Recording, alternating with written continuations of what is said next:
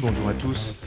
Alors, pas besoin d'introduction pour vous rappeler que le pouvoir d'achat était évidemment le premier enjeu des Français au moment de l'élection présidentielle, que 80% d'entre eux sont préoccupés par leur pouvoir d'achat, qu'ils sont pessimistes sur l'évolution de l'économie française, ou que 70% d'entre eux, merci, ne font pas confiance au gouvernement dans ce domaine. Vous connaissez tout ça par cœur.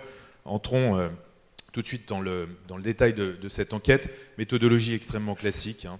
Nous avons interrogé le fameux échantillon national représentatif de 1000 personnes, méthode des quotas.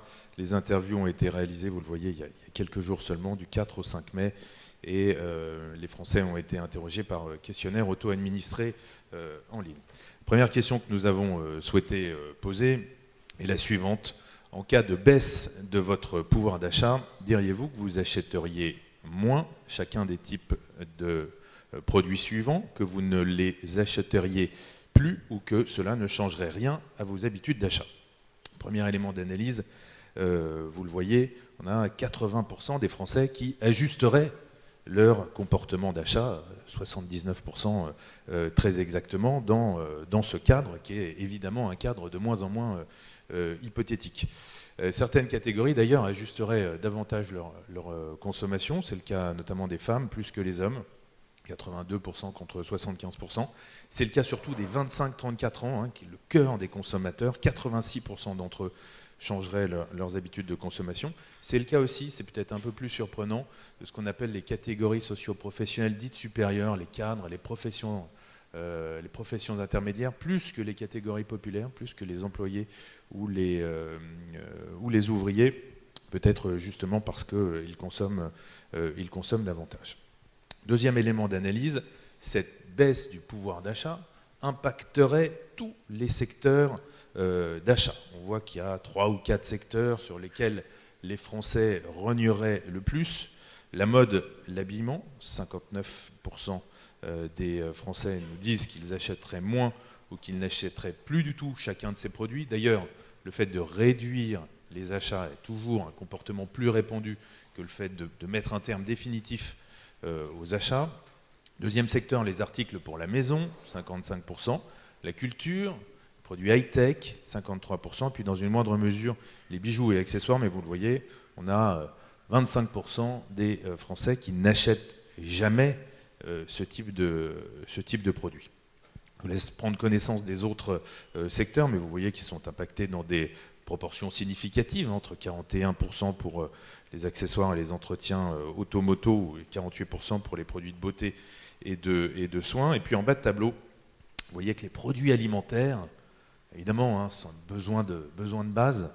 68% des Français nous disent que ça ne changerait rien à leurs habitudes de consommation, mais tout de même 30%, donc quasiment un tiers, qui renieraient sur leurs dépenses alimentaires en cas de baisse du pouvoir d'achat, monte même à 37% chez les 25-34 ans. Alors, essayons maintenant d'entrer un petit peu plus dans le détail des réactions qui seraient adoptées par les Français en cas d'augmentation, d'abord des produits alimentaires, puis ensuite des produits non alimentaires, parce que nous faisons l'hypothèse, et elle a été confirmée par les résultats, que les comportements ne sont pas les mêmes selon chacun de ces types de produits. Donc d'abord, quelles seraient les réactions lorsque les prix d'un produit alimentaire qu'ils achètent régulièrement augmentent? Premier élément d'analyse, là aussi, on a 80% des Français qui changent leur comportement. Mais un cinquième, 21%, qui achètent quand même le produit. C'est le cas notamment des hommes, plus que des femmes, il y a 10 points d'écart. C'est le cas aussi des plus de 65 ans, 34% d'entre eux, contre 21% pour l'ensemble des Français, achètent quand même le produit si le prix augmente. On sait que les seniors ont un pouvoir d'achat plus élevé, donc ils sont moins sensibles, il y a moins de sensibilité prix chez ce type de population. Mais tout de même, 8 Français sur 10 qui changent leur comportement. Alors quelles seraient ces réactions? Premier groupe de réactions, acheter des produits équivalents, mais moins chers ou en vrac. Ça, c'est stratégie mise en place par 50% de la population.